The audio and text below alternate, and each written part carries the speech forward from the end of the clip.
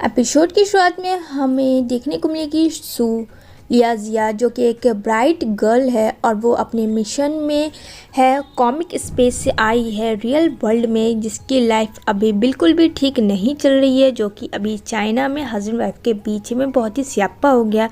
तो वो बस ज़मीन पे उतर जाती है। ये रही हमारी फीमेल लीड जिसका नाम होता है मिन, और ये है उसका हस्बैंड जिसका नाम होता है सुनजी।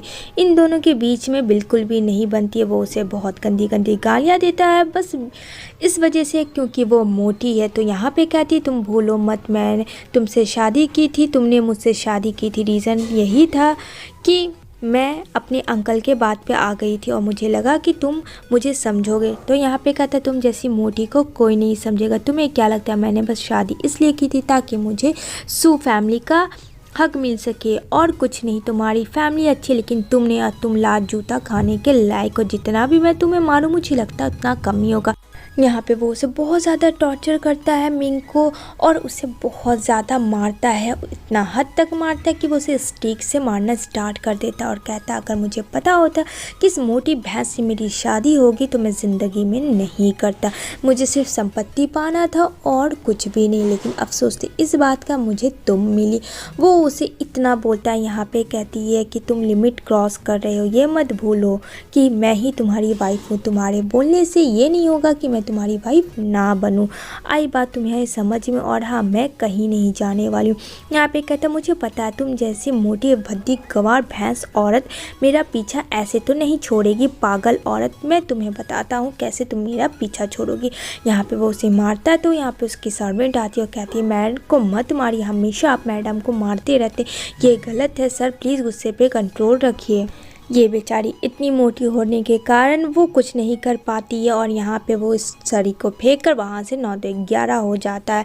यहाँ पे बेचारी थक जाती है और बिल्कुल भी टूट चुकी होती है कि जिसको उसने अपना पति माना वो उसका शुरू से था ही नहीं। तो यहाँ पे उसकी सर्वेंट बोलती है मैडम मैं अभी डॉक्टर को फ़ोन करता हूँ। कहता है नहीं, उसकी ज़रूरत नहीं है। उसे अपने अंकल की बात याद आती है कि उसके अंकल ने कहा था कि वो लोग बहुत अच्छे फैमिली है, मैं चाहता हूँ कि तुम उससे शादी कर लो। तो उसके लिए जो मिंग है वो हाँ कर देती है और कहती है कि मैं काफ़ी खुश रहूँगी, आपको कभी भी शर्मिंदगी का मौका मैं नहीं दूँगी।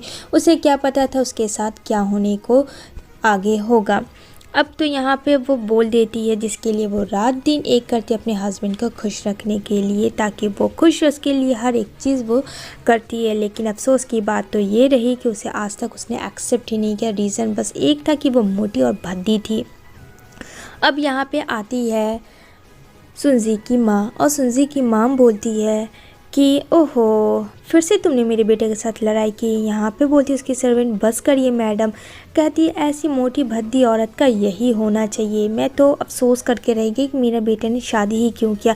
उसे लड़कियाँ क्या कमी मिल रही थी, लेकिन नहीं, पता नहीं उसे शादी क्यों किया। अब सच बात तो वो जानते हुए भी वो ऐसा ढकोसला कर रही थी मानो उसे कुछ नहीं पता, और कहती है कि हाँ मुझे कोई फ़र्क नहीं पड़ता है, इस भद्दी औरत के साथ जो होना था वो हो गया।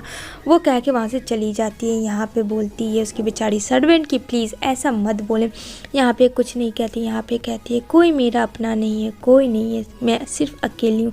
काश कि मैं अंकल की बात ना मानती तो आज मुझे इतनी तकलीफ़ ना होती, मैं आज इस फैमिली की हिस्सा ही ना बनती। मुझे लगा था ये लोग बहुत अच्छे हैं, लेकिन नहीं, ये लोग अच्छे नहीं। इतना कह के वो मर जाते हैं। यहाँ पे बेचारी सर्वेंट चिल्लाती है, रोती है कि मैडम नहीं, आप मुझे छोड़ के नहीं जा सकते, लेकिन वो बेचारी मर जाती है। अब इधर नेक्स्ट डे देखने को मिलेगा जो कि ठीक हो जाती है मिंग जिया, और यहाँ पे एक उसका पेट होता है जो कि यहाँ पे आपको बता दूँ, यहाँ पे सूजिया घुस चुकी होती है मिंग के बॉडी के अंदर, जो कि उसका काम है बाहर की दुनिया में। अब वो आ चुकी थी रियल वर्ल्ड की दुनिया में, तो देखती है कि मुझे इतनी चोटें। अब वो मिंग जी तो थी नहीं जिसकी वजह से वो खामोश हो जाए। अब वो बन चुकी है सूजिया। अब यहाँ पे उसका पेट बताता है कि तुम्हें पता है तुम्हारे साथ क्या क्या हुआ। तो यहाँ पे वो अपना निकालती है और देखती है कि ओह ये तो 126 एपिसोड चल रहे हैं, अब मुझे समझ में आ गया। अब मैं टेलीकास्ट शुरू से देखती हूँ। तो यहाँ पे पता चलता है कि सुनजी जो है उसका हस्बैंड यानी मिंग जिया का वो किसी और के साथ अफेयर कर रहा है जिसका नाम टिंग होता है, और इस वजह से वो अपनी वाइफ को बिल्कुल भी पसंद नहीं करता था, क्योंकि उसकी वाइफ बिल्कुल भी खूबसूरत नहीं थी, मोटी और भद्दी थी, और वो सब एक फैमिली बैकग्राउंड और पैसे पाने के लिए उसने सिर्फ शादी की थी मिंगजिया से। ये सब बस सूजिया सोच रही होती है कि उसने कैसे इस लड़की को ख़त्म किया, और सिर्फ उस लड़की की वजह से जो कि स्लिम ड्रीम खूबसूरत है, और उसकी वजह से वो उसने मिंगजिया पे इतना अत्याचार किया, इतना किया कि उसे मार ही डाला। ये सारी चीज़ें वो एपिसोड बाय एपिसोड करके सोच रही होती है, ठीक टीवी सीरियल की तरह। तो कहती है वक्त आ चुका है इस लड़की के मौत का बदला लेने के लिए, और मैं उनमें से चुप रहने वालों में से नहीं है। कर लो रोमांस, अब बताती हूँ मैं टिंग नाम के इंसान को कि पाला किससे पड़ा है, सूजिया से। इधर जो है टिंग और यहाँ पे सुनजी काफ़ी खुश हो रहे होते हैं। कहती है क्या बेबी तुम्हारी वाइफ गुस्सा नहीं करेगी? यहाँ पे कहता है ओह वो मोटी भद्दी मुझ पे क्या गुस्सा करेगी, तुम टेंशन मत लो, तुम मेरा प्यार हो ये अच्छे तरीके से जान लो, और मैं तुम्हें छोड़ के कहीं भी नहीं जा सकता हूँ, ठीक है? तो बस अपने चेहरे पे यूँ खुशी लाओ और चलो अब तुम मेरे साथ मेरे घर पे। वो खुशी खुशी चाहती है क्योंकि उसको तो वही चीज़ चाहिए थी।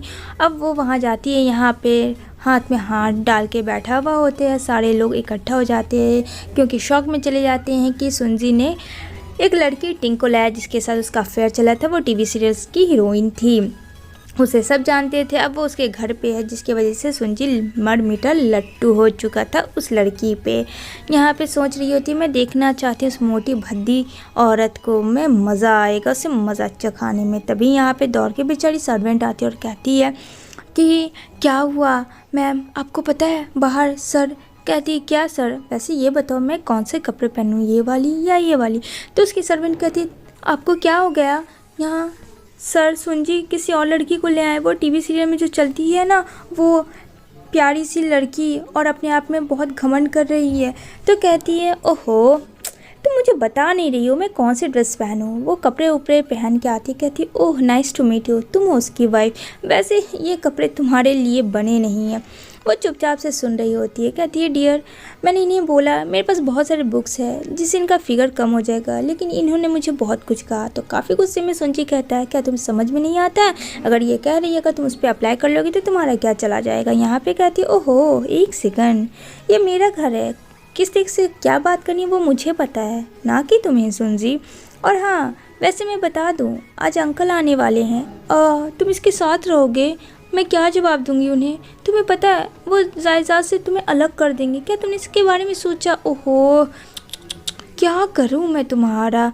ये देख के दंग रह जाता है और डर भी जाता है, क्योंकि जाहिर सी बात है पैसे इसके लिए बहुत ज़रूरी है फ़िलहाल सुनजी के लिए। इस वजह से वो खामोश हो जाता है, मिंगजिया को कुछ नहीं बोलते। इसी के साथ ये एपिसोड एंड होती है।